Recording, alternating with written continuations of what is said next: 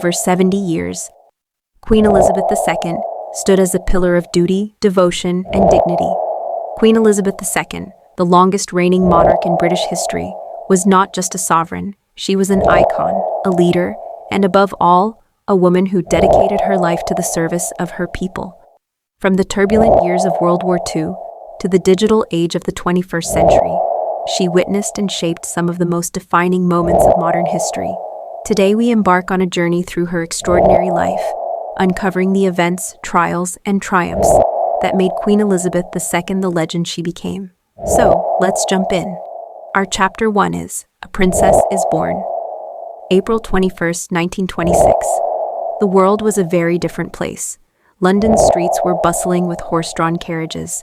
Radio had just begun connecting the world, and the British Empire stretched across the globe. But in a modest townhouse at 17 Britin Street, a child was born, one who was never meant to be queen. Elizabeth Alexandra Mary Windsor, the first child of the Duke and Duchess of York, was born into a world of tradition, duty, and expectation. Her father, Albert, later King George VI, was a reserved man, a reluctant royal who never sought the throne. Her mother, Elizabeth Bowes-Lyon, was known for her warmth and strength, a characteristic she would pass on to her daughter. Together, they created a loving, close-knit environment for young Elizabeth and her sister, Margaret. Despite her royal blood, Elizabeth's early childhood was relatively quiet. She was not raised to be a future queen, but rather a young lady who would support her father's rule.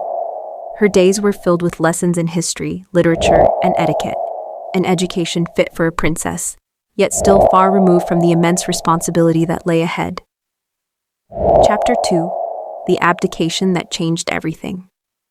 The course of Elizabeth's life changed forever in 1936. A scandal unlike any before shook the British monarchy. Her uncle, King Edward VIII, abdicated the throne for love. His decision to marry the American divorcee, Wallis Simpson, was deemed unacceptable, forcing him to relinquish his crown. Elizabeth's father, Albert, was never meant to be king. He struggled with public speaking, battled a lifelong stammer, and had never sought the burden of ruling an empire. And yet, duty called. Taking the name King George VI, he led Britain through some of its darkest hours, becoming a symbol of resilience during World War II.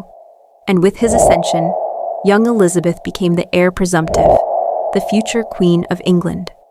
She was just a child, but her destiny had already been rewritten. Here is chapter number 3, The War Years, A Princess Steps Up. World War II changed everything. Britain stood on the front lines of history, facing nightly bombings, food shortages, and the relentless fear of invasion.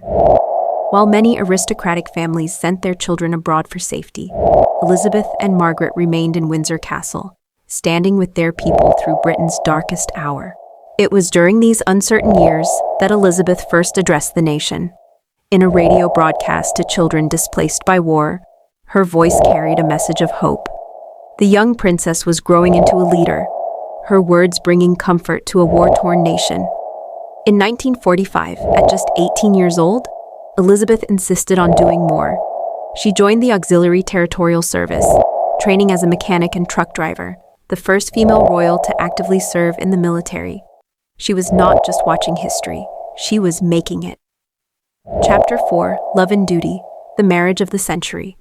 As the world emerged from war, a new chapter awaited Elizabeth, one of love, partnership, and duty. She had met her prince, a dashing young naval officer, years earlier. His name, Philip Mountbatten. Their love story began in whispers, a wartime romance that blossomed despite duty and distance. Philip, a former prince of Greece and Denmark, was charismatic, adventurous, and fiercely independent. Some questioned the match. He was brash, foreign, and seen as an outsider, but Elizabeth's heart was set. On November 20th, 1947, Britain witnessed the wedding of the century. In a nation still recovering from war, Elizabeth's wedding was a symbol of hope and renewal. Thousands lined the streets, and millions tuned in via radio, enchanted by the fairy tale romance. Together, they would embark on a life filled with challenges, triumphs, and an unbreakable bond. Chapter number 5 is The Coronation. 1952. The world changed overnight. King George VI, weakened by illness, passed away in his sleep. At just 25 years old, Elizabeth was no longer a princess. She was queen. Her coronation on June 2, 1953, was unlike anything the world had seen. For the first time, television cameras captured the solemn yet magnificent spectacle, broadcasting it to millions. The weight of the crown was both literal and symbolic. Her reign had begun. As she took her oath, she pledged a lifetime of service, and for the next 7 decades, she would keep that promise. Now, here is chapter number 6, The Commonwealth and a Changing World. With the weight of the crown upon her head, Queen Elizabeth II embarked on a mission that would define much of her reign, solidifying Britain's place in a rapidly changing world.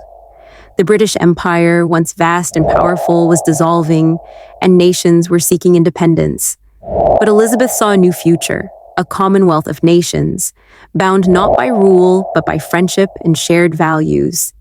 She became the most traveled monarch in history, visiting over 100 countries, forging diplomatic ties, and ensuring Britain's presence remained relevant on the world stage. In 1961, she became the first reigning British monarch to visit India since its independence.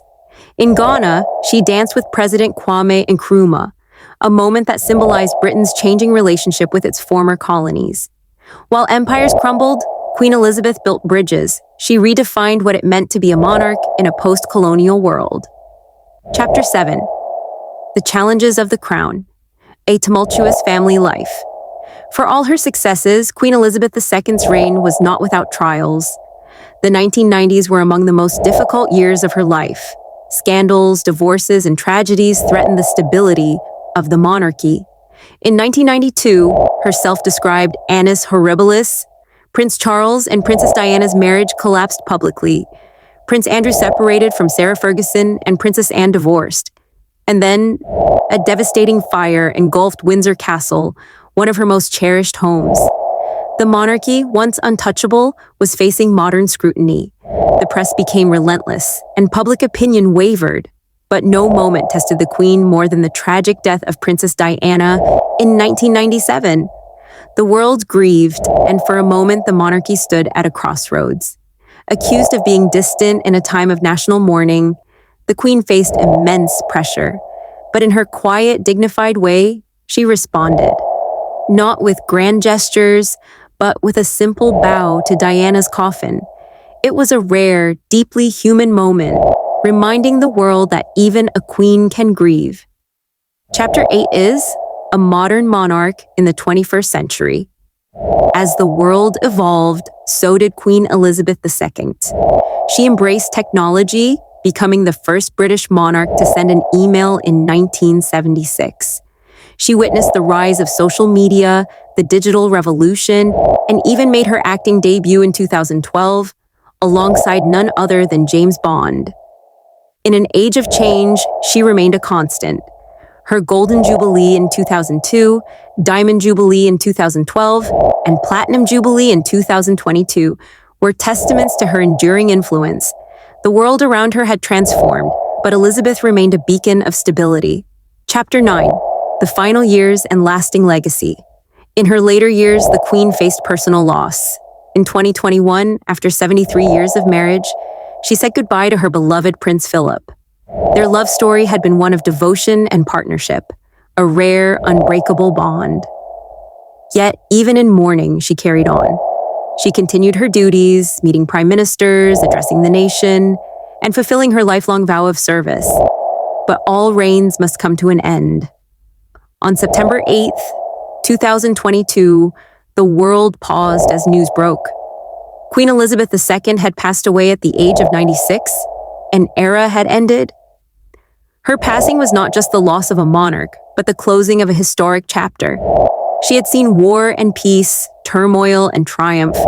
She had ruled longer than any other British sovereign. And in the end, she had fulfilled her promise to serve until her very last breath. And now, last but not the least, Chapter 10. The end of an era, the beginning of a legacy. As the world moves forward, the question remains, What is Queen Elizabeth II's true legacy? Is it the modernization of the monarchy? The resilience she showed in times of crisis? Or is it something simpler, the image of a woman who devoted her entire life to duty, country, and service? Perhaps her greatest legacy lies not in her reign, but in the example she set, a life of quiet strength, unwavering responsibility, and an unbreakable bond with her people. A queen who never sought the throne, but embraced it with grace.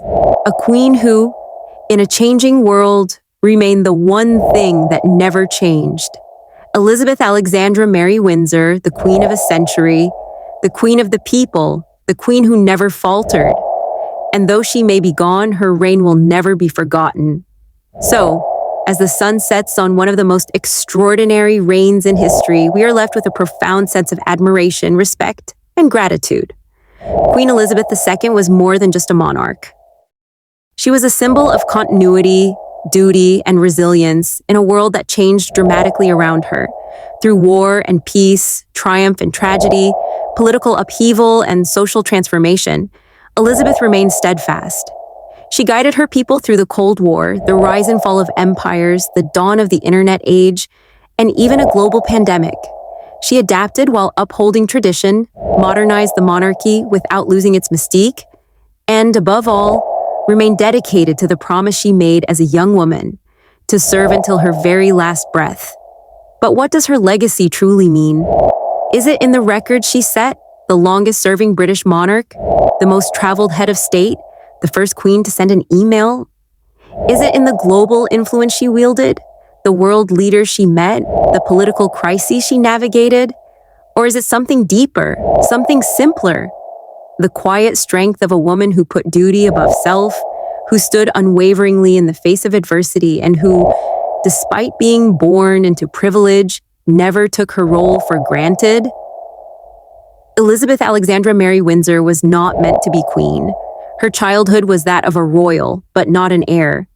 And yet, fate had other plans. When duty called, she answered, not with hesitation, but with grace. Through decades of public service, she witnessed the fall of the British Empire, the rise of new nations, the cultural revolutions of the 1960s, the digital transformation of the 21st century, and the social movements that reshaped the world. She was a monarch, not just of a country, but of an era. When we look back at her life, we don't just see a queen, we see a woman who embraced change, a mother who endured loss, a leader who balanced tradition and progress, and a figurehead who remained a constant in an ever-shifting world.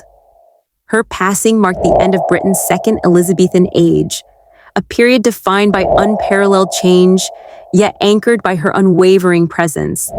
And though her reign has ended, her influence will endure for generations to come. The royal family continues, the institution she safeguarded still stands, and history will remember her as one of the most remarkable figures to ever wear the crown. So, as we bid farewell to Queen Elizabeth II, we do so with gratitude for her decades of service, admiration for her unshakable resolve, and recognition of the incredible legacy she leaves behind. One era has ended, but her impact will never fade. She was not just the Queen of Britain, she was the Queen of history. 1926 to 2022. Long live the memory of Queen Elizabeth II.